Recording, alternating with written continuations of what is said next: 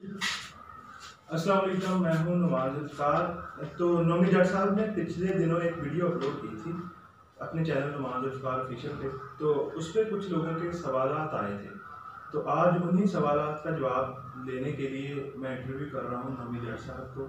और आज हमारे साथ होंगे नोमी जट साहब। जी नोमी जट साहब।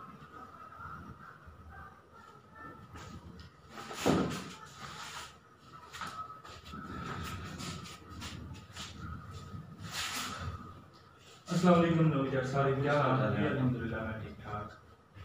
जी, हमारा पहला क्वेश्चन तो ये है कि एक शख्स ने वीडियो पर ही पूछा था कि कपल वाला ही क्यों। जी, इसमें ये बात है कि इश्क की और बहुत सी किस्में होती हैं, जैसे हकीकी इश्क है, वालिदैन से इश्क है, दोस्तों से इश्क है, या इवन अपने काम से इश्क है।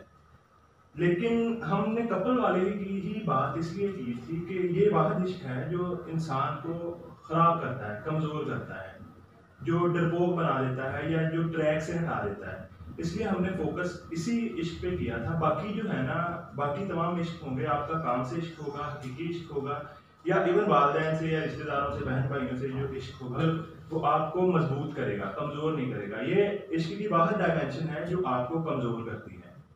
जी, तो हमारा दूसरा क्वेश्चन है कि रंग की क्या अहमियत होती है इश्क में? सफ़ेद रंग ही क्यों पसंद किया जाता है? इसकी कोई वजह? जी, रंग की तो अहमियत है, जैसे कि हमें इस्लाम में कहा गया है, आका इस्लाम ने फरमाया था कि किसी गोरे को किसी काले पर या किसी काले को किसी गोरे पर फौकियत नहीं है। लेकिन उसके अलावा अगर हम थोड़ा सा तारीख देखें तो अंग्रेज़ों के यहाँ बरसगीर में आने से पहले काले गोरे की इतनी तकसीम नहीं थी। काले गोरे को बराबर समझा जाता था, लेकिन वो जो गोरे थे जब वो आए तो उनकी सुपरमेसी कायम हुई, वो ताकत का इस्तारा बन गए, लोग उनसे डरते थे। तो लोगों के जहन में लाशऊर में ये चीज़ बैठ गई कि ये जो है सफ़ेद रंग है ना, ये ताकत की अलामत है, ये सुपरमेसी की अलामत है।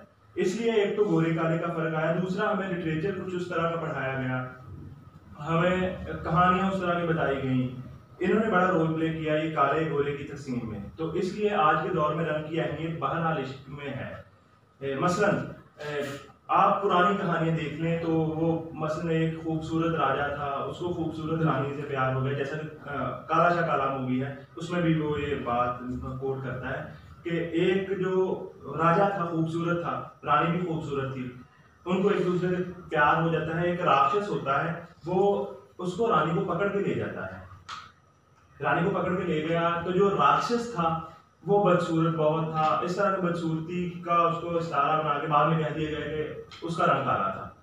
तो ये छोटे छोटे बच्चों के पढ़ने वाला लिटरेचर था, तो छोटे छोटे बच्चों के जहन में ये चीज़ बैठ गई कि ये जो काला है ये हकारत की या बदसूरती की या डर की या डरावनी कोई चीज़ इस तरह की अलामत है।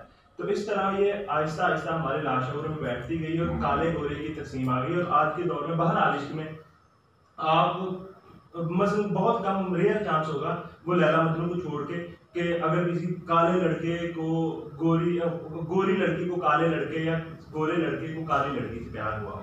तो ये रंग की अहमियत तो बहरहाल है। जी जी, हमारा अगला क्वेश्चन है कि जो आपने बात की इश्क के रिलेटेड, वो डील करती है इमोशंस के साथ, जो कि बायोलॉजिकली और साइकोलॉजिकली प्रूव्ड है। तो अगर इंसान के जहन में से जज्बात ही निकाल दिए जाए तो इंसान और जानवर में क्या फर्क रह जाएगा? नहीं, इसमें ये है कि मैं जज्बात को निकालने की बात नहीं कर रहा, इसको सर पर ना चढ़ाएं, इसको अपने ऊपर सवार ना होने दें, बल्कि खुद इन पर सवारी करें, इनको कंट्रोल में रखें, कहने में रखें। जैसे कि वो हाशिमुद्दीन का नावल है अब्दुल्ला, उसमें उसने लिखा है कि दिल जो है ना ये एक बच्चे की तरह होता है। ये अगर आपसे कोई चीज़ मांगता है ना और उसकी जिद करता है और आप उसे कोई चीज़ दिलवा देते हैं तो उसकी आदत बन जाती है कि वो बाद में जिद करके चीज़ मांगता है। उसे पता है मैं जिद करूंगा और ये चीज़ मुझे मिल जाएगी। ये चीज़ नहीं, वो कहता है कि अगर आप पहली ख्वाहिश पे ही उसको कंट्रोल कर लें दिल को और उसे वो चीज़ ना दिलवा के दें और उसको सारी उम्र उसी पहली चीज़ पे उलझाए रखें, तो वो उसको ये पता होगा कि मेरी जिद काम नहीं आएगी। तो इस तरह ये जो जज्बात हैं इनको कैंडे में रखें, कंट्रोल में रखें। जज्बात के अलावा तो वाकई जैसे आपने कहा कि इंसान और जानवर में कोई फ़र्क नहीं, तो वाकई कोई फ़र्क नहीं है।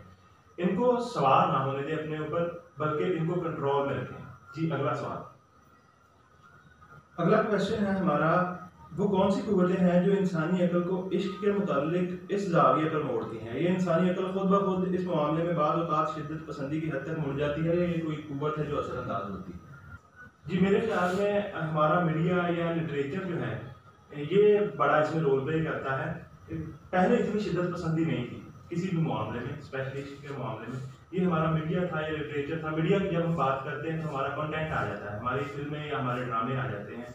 और उसके अलावा लिटरेचर जिस तरह वो उनको हीर रांझा या सस्सी पुन्नू या मिर्जा जट, इनको जब आप आइडियलाइज करके दिखाएंगे ना, प्रो होके दिखाएंगे, तो ऑटोमेटिकली वो लाशवर में जबीदत पे असर करते हैं। उसके अलावा जब आप फिल्में इस तरह की दिखाएंगे, मतलब हम जिस माहौल में रह रहे हैं, हम इंडियन पंजाबी मूवीज बहुत देखते हैं, इसमें आप देख लें तो किस्मत फिल्म देख लें, उसमें वो उसको लड़का नहीं मिलता और वो एटलीस्ट वो बीमारी का शिकार होकर मर जाती है। या हम सुपना देख लें या अंग्रेज देख लें, या एक मूवी थी और रमता जो थी, उसमें भी वो ये होता है कि सोशल डिस्टेंस उनमें काफ़ी होता है। बहरहाल उनको लड़के और लड़की को एक दूसरे से प्यार हो जाता है और एटलीस्ट वो ये लड़की उसके पीछे पागल हो जाती है जब उस लड़के को मार दिया जाता है। इसको हमारी जो ये जबिलत है, इसको इंसानी अकल को इस जाविये पे मोड़ने में मीडिया का और हमारे लिटरेचर का बहुत हाथ है।